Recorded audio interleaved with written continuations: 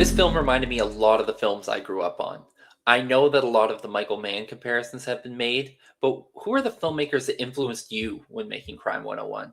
I'm happy to hear you say that because I don't know.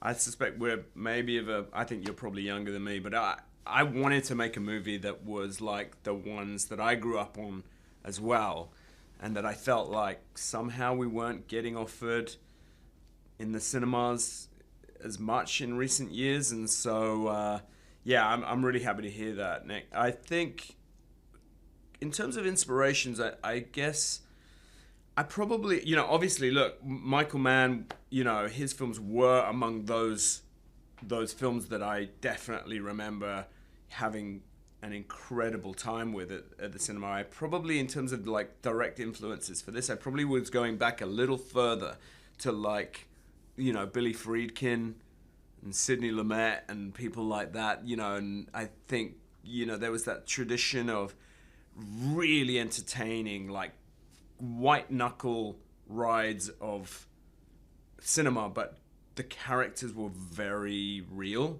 and grounded, and you felt emotionally very connected to them. Um, and I suppose that was sort of I wanted a slightly more. Look, I love Heat. It casts a long shadow, and I guess it's impossible to make a movie with a dogged detective and a thief in LA without a ton of comparisons. But I think I was also trying to find something that felt more contemporary and maybe a little warmer in terms of the characters. They were a little more relatable, maybe. Well, part of the way you do that is by utilizing close ups, and not just of your actors' faces. You'll zoom in on a motorcycle wheel in the middle of a street chase. What was it that attracted you to the close up angle so heavily in this film? I think I tend to I storyboard everything, and then I will bring my cinematographer in, and then we will storyboard again because then you got the best of his imagination and my imagination.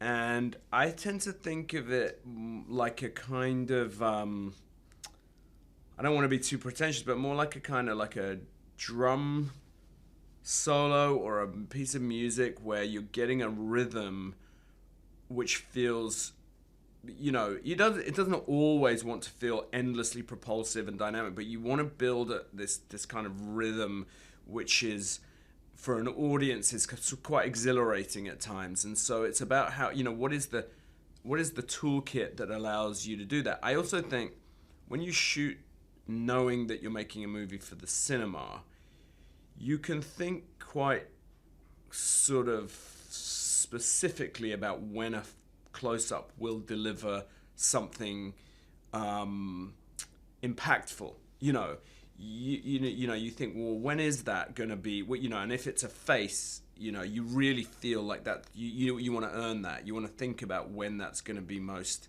valuable.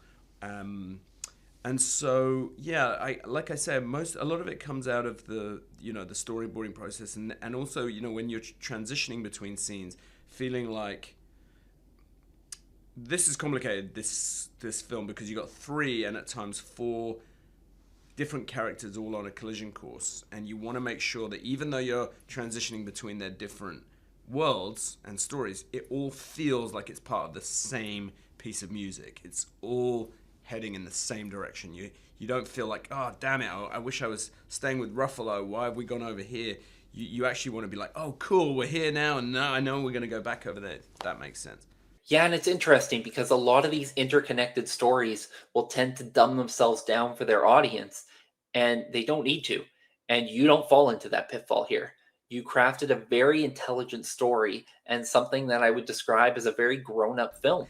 That was very much the intention. When I talk about the things I feel like maybe we haven't had as much of as we should, it is to do with that thing of like making movies for grown-ups. And like I think Hollywood has sort of put a premium on action intensity over emotional intensity, and I think the reality is that I love all of that stuff as much as the next guy, but I think the movies that you really stay with and the movies you might want to come back to and the ones you really enjoy are the ones where you are very, very invested emotionally in the characters. And if you just are doing an action set piece every 15 minutes, like it doesn't really, like you get a little bit immune to it. Whereas if you do a few killer sequences, the audience is like, oh wow, I didn't see that coming. Yeah, and it makes it all feel very immersive, almost like you're a part of the film instead of watching it. Yeah. But before I dive into the characters, I did want to touch on one more thing, which is the opening scene of the film. It starts on an upside down shot of a freeway that begins rotating back to right side up. And this is something that you revisit again later in the film. What was the significance of that shot, and why was it so important that it wasn't left on the cutting room floor? Yeah, I mean, like I say, I do plan things pretty intensively. And so, if you're going to do something like that, which requires a helicopter over LA, it requires a very specific camera move. You have to, and it's expensive, you have to know that you're not going to, like, potentially ditch it. Um, thematically, there are lots of different things going on there. Oftentimes I think movies do start with these kind of like soaring shots over cityscapes, but something about inverting that.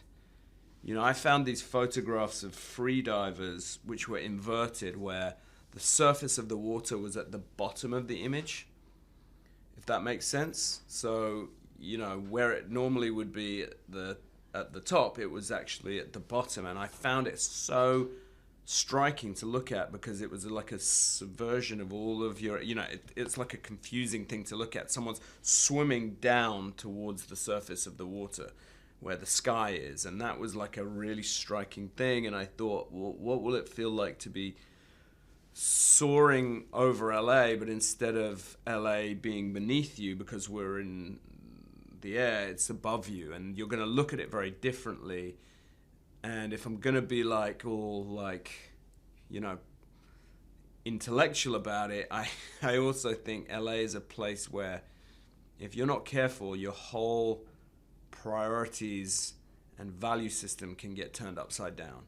So that was sort of the thinking behind the opening, and then the return to it.